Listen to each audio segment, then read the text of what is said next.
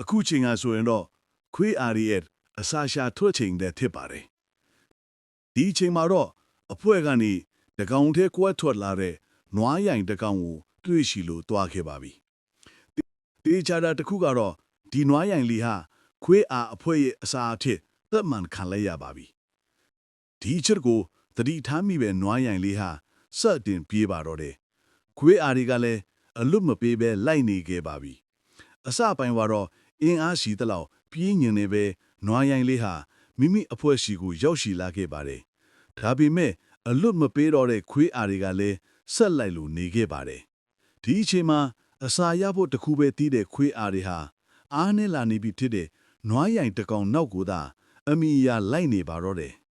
နောက်ဆုံးမှာတော့မိမိအသက်ဘေးကလွတ်အောင်ပြေးနေရတဲ့နွားရိုင်လေးဟာတေပွဲဝင်ဖို့ကိုသာရွေးချယ်လိုက်ပါတော့တယ်